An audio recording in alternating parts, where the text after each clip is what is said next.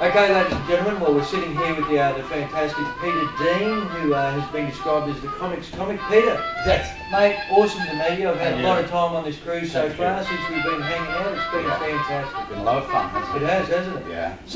So you've been performing for ages, mate. Well, what sort of time frame are we talking about? Oh, 40 odd years, I suppose. 40. It's been a fair. You must have seen a lot of changes in the entertainment industry. Well, yes. And unfortunately, I think we had the better times, quite honestly. I mean, when you go back to the 60s, 70s, 80s and 90s, they were pretty good times, you know,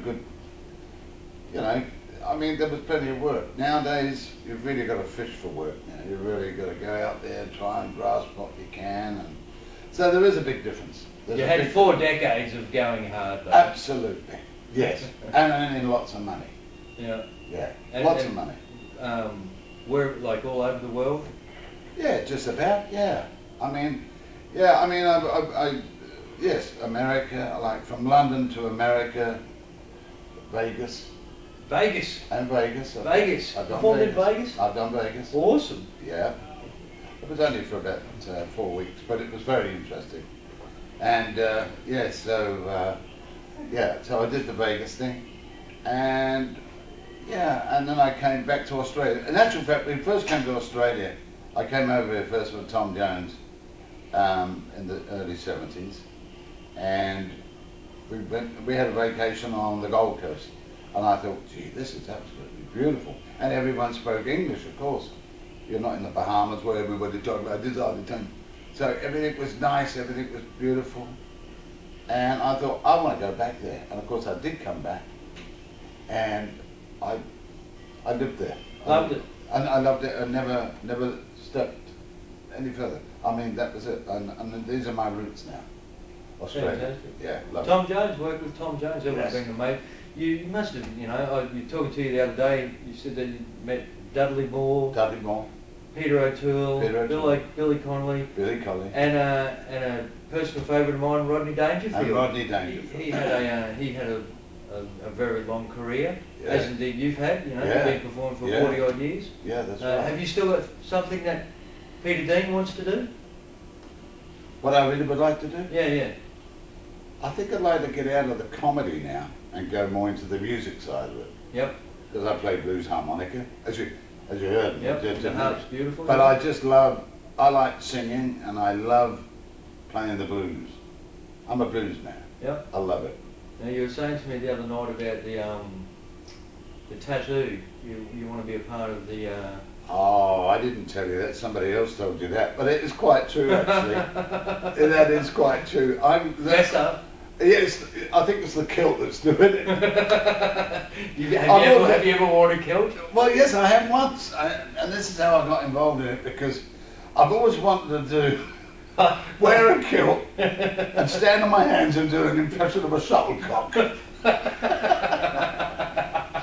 No, but you know what I mean? No, it truly, I just love that crisp sound of the snare drum that they play, you know. Oh, fabulous. So I'm learning it. Yeah, and I'm going to go to Scotland next year in the actual tattoo, and it's a proper thing, you know. It's not messing about. I'm with pipers and no handstands. no handstands. But I am really looking forward to doing that. Yeah. But apart from that, of course, I really want to get back into the music side of it.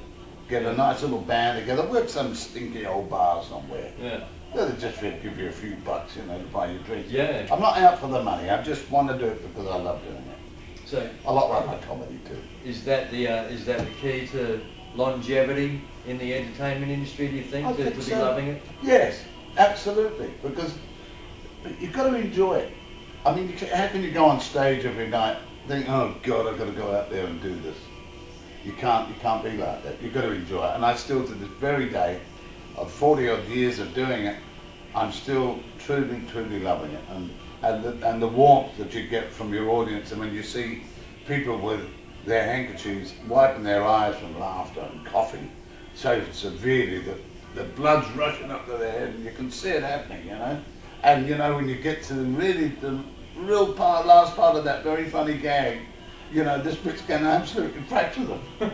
You know? And you go, bang, and you hit them, and they go, oh, yeah. And and I sort of step back and I'm looking and I'm smiling and I'm knowing how they feel, because I've just given them a boost in their life of happiness, and it's just a lovely feeling. Yeah. It really is. It's a rush. Well, you know, I mean, you do the same thing, God's sake. You know, I mean, you're wonderful as well. Thank you, know? mate. You're very kind. It's, Yeah, it's fun. It is fun. It's a delight, and we were blessed. I mean, we've chosen the hardest job in the world to do. Yeah. Haven't we? Really? Well. To a degree. Yeah. Well, There's you got a to few realise jobs on this ship that I reckon would be pretty oh, hard. God, yeah. Yeah, I know. But, you know, you're up there, you've got 700 people in your audience, and you're on your own. Okay, so so if you know, you're loving it. Love it. If there was somebody sitting at home watching this, thinking, you know, of any age, thinking about getting into the entertainment industry as a performer, what would you tell them? God. Run. Yeah, run like hell. I don't know. Look, that is a really hard question. I have to be terribly honest with you. I think that I think you're born to be a comedian. I think you can't learn to be a comedian. Somebody said, I'd love to learn to be a comic. You can't teach it. It's in here. It's in your heart. It's up here in your head, and people go, God, you told that well, that gag. Now, if somebody has got that ability, which I know out there are a lot of funny. There's got to be. Otherwise, it's the end of the industry. There's got to be somebody sitting out there thinking, God, I'd love to do that. And somebody says, well, do it. Well, try it. But it is a damn hard business to get in, and you've really got to work hard at the craft. I think that you just got to try and be a little bit different and get your own identity as a comedian, because that's what I've done, that's what you've done, and many other successful comics have got not so much a gimmick, but it's more of a, I don't know what the word is, but it's finding your own way and being able to hold that audience without people turning around and going, oh God, this is boring. Once you see that, you know that you've got to change your tactics and get into something a little bit sharper than, you know what I mean? Yeah.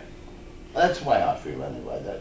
But I think it's a damn hard business to get into anyway. And would you say the same thing like across the industry, like for musicians and, you know? I think it goes with musicians as well. Yeah, I do. I mean, you know, it's getting harder as the years have gone on.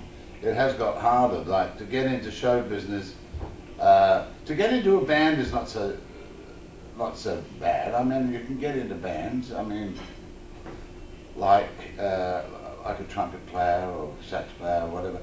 If he's got some extra bit of something behind his playing, if you can give that little extra, I think that's where you start making your mark.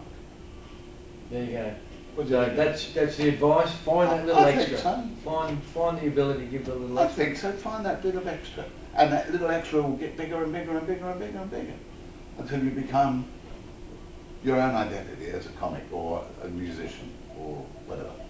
So there you go. Do it well. Do it Peter well. Dean, it has been an absolute pleasure, mate. Thank you for taking the time to And pleasure. sit back and have a bit of a chat. Yes. Thank you so much.